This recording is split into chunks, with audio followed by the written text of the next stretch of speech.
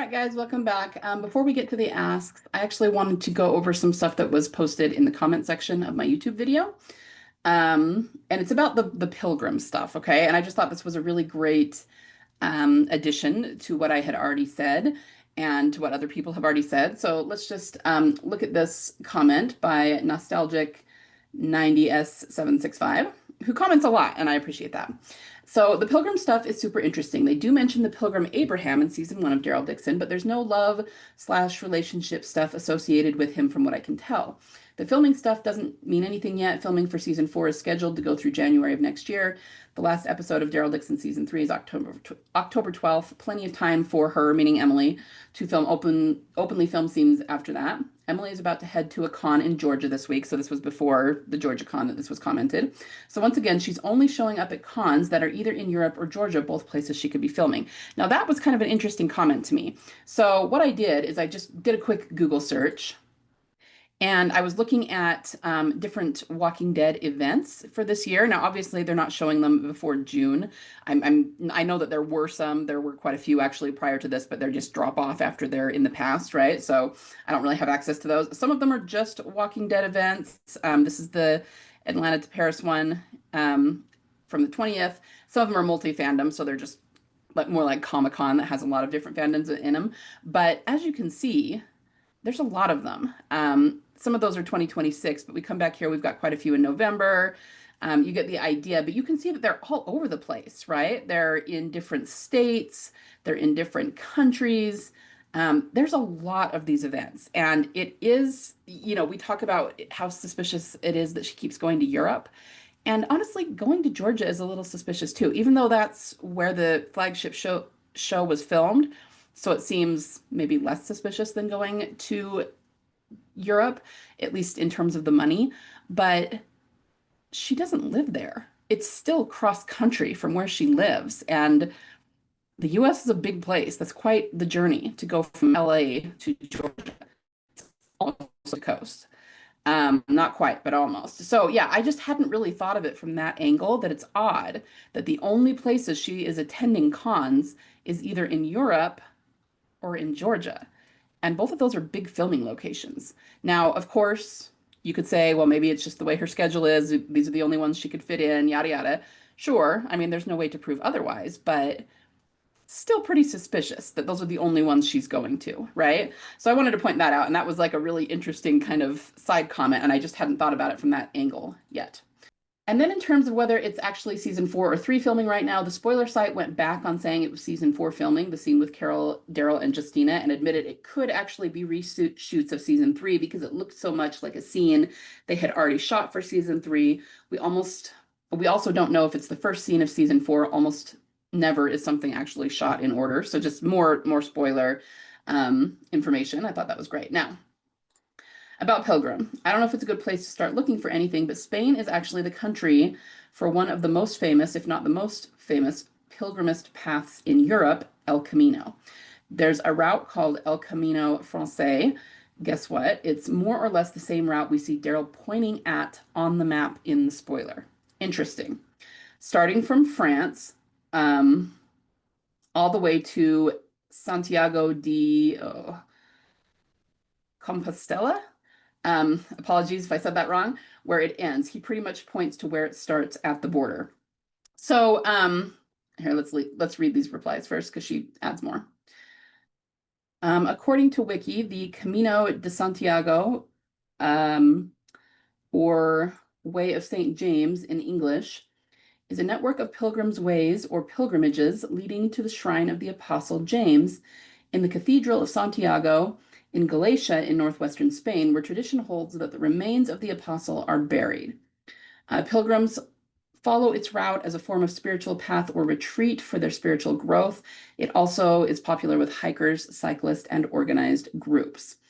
Also, I can connect here the tarot card, the Fool, as it is the symbol of spiritual journeys, self-discovery, new beginnings, transformation, and growth that can arise from embracing new experiences and challenges, whether literal or metaphorical. So the Fool card is pretty much the Pilgrim of Tarot. Another interesting thing about it is that there's another passage, El Camino Inglés, where you can start your route in the UK, and the Fool card is often illustrated with the Fool being followed by a white dog. So yeah, we've looked into the Fool card before. I don't know that we ever connected it to pilgrimage. I don't remember for sure, but I know that we've talked about the white dog around the Fool, so that's interesting. But this is a lot. This is a big deal. I mean, we've talked about Pilgrim before and how Norman wanted to call it that. I talked about that last week. But then we have him actually pointing to the route. And as I always say, I don't think that it's supposed to be something that Daryl in the show is literally doing. You know, he's just trying to get home. Like, and Daryl's not the type who would buy into a pilgrimage, an actual pilgrimage like that. He would probably think it was stupid. But it's all symbolic, right? The fact that he's pointing to it, it's showing that he's on a pilgrimage. It's showing that, you know, whether he realizes it or not, he's following this path. And I also think it's interesting that it says that let's see, tradition holds that the remains of the apostles are buried. So it's like you're headed toward um, a cemetery, maybe, or where a body is buried, and what is Daryl going to find there? So I thought that was super interesting. If you guys want to break this down more, but thank you so much for sharing that with us. Like, that's super, super interesting.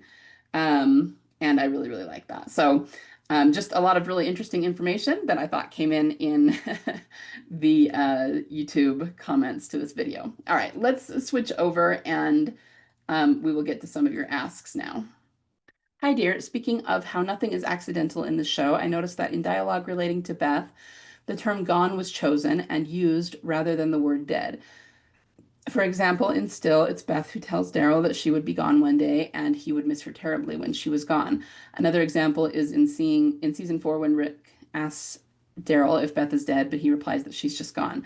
I find these precise linguistic choices and word selection really, really interesting. Yeah, I've talked about this before. I have old metas on it.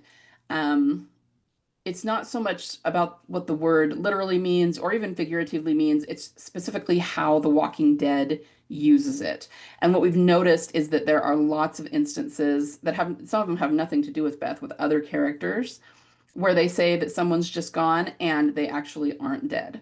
Now, there are cases where they are dead as well. I think the biggest one is when Daryl tells Carl about his mom dying, and he says, I guess she was just gone. And so I think it has a lot to do with the fact that they left suddenly and there was no closure. But I agree that they are very specifically not using this to mean death. It's just a matter of someone being gone from their life, and sometimes for a short amount of time before there's a reunion. So yeah, I think you're picking up on something correct. And it's one of those things where, you know, you can find instances where it works and where it doesn't. And this is something that I would really love Gimple to tell us exactly what they mean, exactly what they're going for when they use this word. Like in the writer's room, when they're sitting around writing dialogue, I want to know exactly what the logic behind this word choice is. I don't know if he's ever going to tell us that, but I hope someday he will. So yeah, you're definitely noticing something that is true. And it's just the fact that they use it shows that they're being very meticulous about this. Every single thing they write, especially in dialogue, is purposely placed for a reason. And very often the reason is not what it means literally, it's what it means figuratively. So something to keep in mind. Thank you for that. I heard this theory a few months ago and thought you should address this. The theory is that apparently Herschel Jr. is practically a reincarnation of his late Aunt Beth. He is showing signs of what Beth is like in the early days post-coda. I personally don't buy it, though. Yeah, I mean, I don't think he's literally a reincarnation of her. I don't think that would serve much purpose in the show. I do think he is like her, and they're doing it on purpose to make him a lot like her because clearly he's artistic. And that's it's kind of a foil to Maggie, but it's also a callback to her. So yeah, I mean, it's an interesting idea, and I think people are observing things that are true, but not necessarily drawing the right conclusions. So yeah, I mean, I think it's an interesting theory, and I think again that they're observing things that have some truth to him, like just that he is like Beth, he is into art, he is, all of those things. But no, I don't think that they're going to come out and be like, he's Beth reincarnated. No, I don't, I don't really think that's a thing. So, but anyway, it is interesting. So thanks for sending that in. Rogue Ostrich. Such a great name. Okay, question. Do you think Beth could possibly be returning in season 4, episode 4 or 5 of Daryl Dixon? Obviously, we want Beth to come back in season 3, and I'm holding out hope she will, but I was thinking because in Coda, I think this is the episode. I'm basing this purely off what I've heard other TDers say. We see Father Gabriel visit a school that has Top 44 magazine on the ground, and Andrea gets shot in the head in issue 44 of the comics, and then returns in issue 45. So I was wondering if the powers that be would equate this to season 4, episode 4 or 5 of the Daryl Dixon show. I mean, that's really great, observations and putting things together, and it's definitely possible. But I don't know. So far, when we try to look at specific episodes, it's never really worked out. So like I said, it's very possible, but I don't know that I would rely on that specifically, looking at a specific episode number, especially because we know it's taken so much longer than they originally planned to bring her back. So if they had plans for episode numbers, like we've looked at it in years past, like what episode is airing over Easter weekend, because that would be a resurrection thing, or numbers like you have here, or just parallel episodes. Well, this happened in season 2, and that was a Beth episode. This happened in season 4, that was a Beth episode. So maybe this will be, but it's never really worked out. So very possible. And I guess what it comes down to is that when she does return, we'll have to look at the episodes and see if there was something like this going on, but I couldn't say for sure. I too hold out hope that we'll see her in season 3, even if it's just at the very end, like the last episode or something. But the other thing is that the number of episodes have changed, right? So originally there were 2 sets of 8 episodes in the flagship show, which were 16 episodes, right? And now with the spin-offs, there's far fewer than that. So it's going to be even harder for them to line up episode numbers, because they just don't match up for the most part.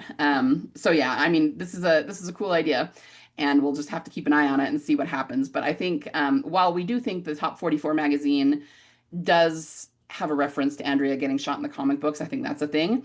But that's something that doesn't have to do with the episode of The Walking Dead, because we saw that in Coda, which would have been 508, right? But that was a reference they put in to the comic book, so it's not necessarily something that's lining up episodes. Anyway, so yeah, we'll keep an eye on it and see what happens. And I do like this idea, but I just don't count too heavily on episode numbers lining up, because like I said, we've looked at that before, and it's never really come to fruition in the way that we wanted it to. They do sometimes put in references to when, like, what episode something will happen in. But again, usually that's within a season or 2 when they were planning on um, things for the flagship show. So like we did see a reference to when Carl would die. We saw it in season 7, I want to say, and then he died in season 8. So they were obviously setting that up. But again, that's not quite the same thing as 10 years later trying to line up with an episode that happened way back then. You know what I mean? It's more complicated. So anyway, but thank you for sending that in, and we will just have to keep an eye on it. All right, guys, I'm going to call it there for today, and I will do my best to get one more video out before we get San Diego Comic-Con this weekend. Lots of exciting stuff going on. Thanks so much for listening, and I will talk soon.